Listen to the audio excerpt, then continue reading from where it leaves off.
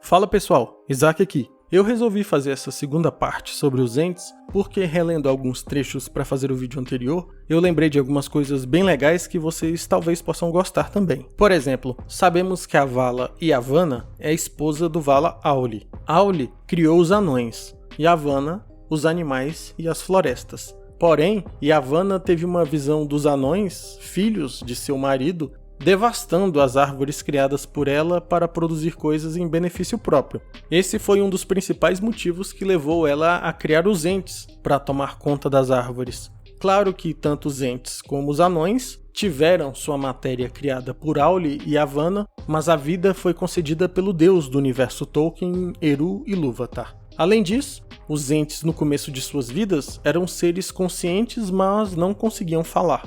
Portanto, neste vídeo veremos mais 3 coisas que você talvez ainda não saiba sobre os entes. 1. Filhos de Ilúvatar versus entes. Quando nós vemos as árvores reclamando da presença de Gimli em Fangorn, vai muito além dele estar simplesmente segurando um machado. Como mencionado na introdução, eles foram uma das principais causas que levaram Yavanna a conceber os entes em primeiro lugar. Quando Auli estava criando os anões, ele escondeu isso até da própria esposa, porque pensou que ela poderia não aprovar. Somente quando Eru descobriu o que Auli tinha feito e o perdoou e concedeu vida própria aos anões, que ele contou para sua esposa Yavanna. Ela respondeu o seguinte: Eru é misericordioso. Agora vejo que teu coração se alegra, como de fato pode, pois recebeste não só perdão, mas generosidade. Mas como escondeste essa ideia de mim até sua realização, teus filhos terão pouco amor pelas coisas que amo. Eles amarão acima de tudo o que fizerem com as próprias mãos, como seu pai. Escavarão a terra e não darão atenção ao que cresce e vive sobre ela. Muitas árvores sentirão o golpe de seu machado impiedoso. Mas, a bem da verdade, quando pensamos bem, homens e elfos também precisariam eventualmente derrubar árvores para fazer suas casas e outros produtos úteis.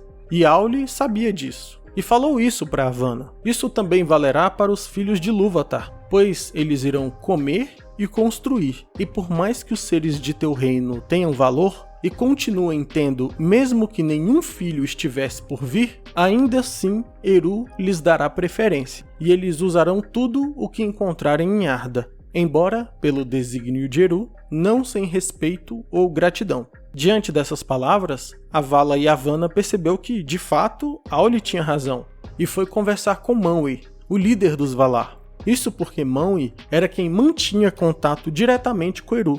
Quando alguém desejava mandar alguma mensagem ou fazer algum pedido específico ao Criador, fazia isso por meio de Manwë. Ele era uma espécie de profeta.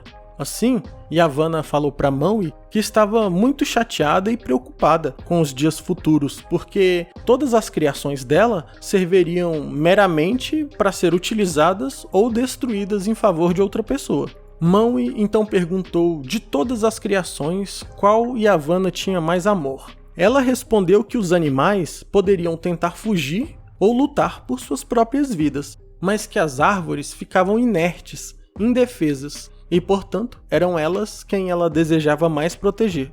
Eru então deu uma visão a Manwë e ele profetizou o seguinte: quando os filhos de Ilúvatar despertarem, o pensamento de Yavanna também despertará, e eles irão se misturar à fauna e à flora, e alguns ali residirão e serão reverenciados, e sua justa ira será temida. Manwë e Yavanna então se despediram, e Yavanna retornou ao seu marido Auli, que estava em sua oficina de ferreiro, derramando metal derretido em uma forma. Eru é generoso, disse ela, mas os filhos dele que se cuidem, pois caminhará pelas florestas uma força cuja ira eles despertarão por seu próprio risco. Auli olhou para trás então e respondeu: mesmo assim eles precisarão de madeira. E voltou para o seu trabalho de ferreiro. 2. Os elfos que ensinaram os entes a falar. Originalmente, os entes não eram mudos, mas eles emitiam apenas um som parecido com um murmúrio, tipo isso aqui.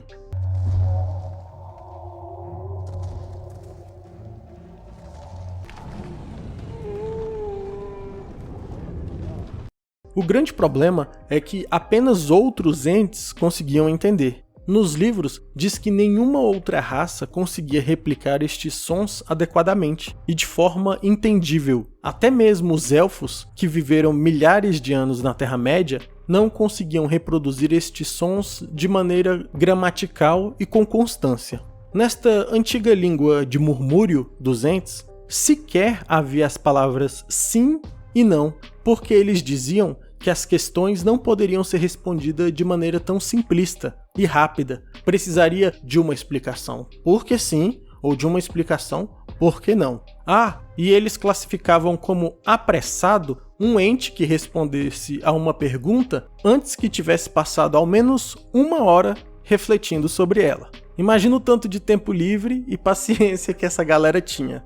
Felizmente, os elfos acabaram se encontrando com os entes e passaram a ensinar eles a língua comum élfica, que é chamada de Quenya. O líder dos entes Barbárvore fala sobre isso de maneira hilária. Ele diz que os elfos deram um presente inesquecível aos entes, a cura de sua burrice. Nos livros, é dito que quando os entes tiveram contato com os elfos, eles acharam a língua élfica deles adorável e passou a utilizá-la em seu cotidiano, o que possibilitou a eles passarem a se comunicar com seres que não fossem entes das demais raças. Porém, eles fizeram uma adaptação ao élfico. Eles ainda mantêm um estilo arrastado, como podemos ouvir nos filmes, e ainda fala bem devagar. Mas, de todo modo, é inegável que foi um avanço gigantesco. 3. Os entes não estavam nos planos de Tolkien até os 45 do segundo tempo. Apesar de a gente sempre ter a impressão de que uma obra é escrita cronologicamente, com começo, meio e fim, os entes apenas foram aparecer na mente do professor quando ele já estava escrevendo o último livro de Senhor dos Anéis. Ele relata isso na carta número 247 do Legendário, abre aspas. Não há ou não havia entes nas histórias mais antigas, porque os entes, de fato, somente se apresentaram para mim sem premeditação ou qualquer conhecimento prévio quando cheguei ao capítulo 4 do livro 3. Mas visto que Barbárvore mostra ter conhecimento da terra submergida de Beleriand, a oeste das montanhas de Lûn, na qual a principal batalha da guerra contra Morgoth aconteceu, eles terão que aparecer. Contudo, como desde a guerra em Beleriand até a época do encontro dos hobbits ocorrera por volta de 7.000 anos, sem dúvida, os entes não eram exatamente os mesmos. Menos sábios, menos fortes, mais tímidos e mais incomunicáveis. Seu próprio idioma era mais simples, mas seu conhecimento de outras línguas era muito pequeno. Fecha aspas. Além disso, embora Árvores Falantes não tenha sido uma criação de Tolkien, ele fez questão de incluir uma característica própria aos seus entes. Eles gradativamente se tornavam fisicamente mais semelhantes às árvores que eles cuidavam. E em razão disso, temos essa enorme variedade de aparência entre os entes. Inclusive, nos filmes dá para perceber isso.